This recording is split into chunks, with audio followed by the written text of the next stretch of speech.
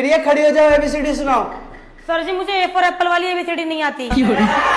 Silent silent. ABCD नहीं आती Apple वाली, तो कौन सी आती है? सर जी मुझे दूसरे तरीके से आती है। दूसरे तरीके से? इधर आके सुनाओ। रुको जरा।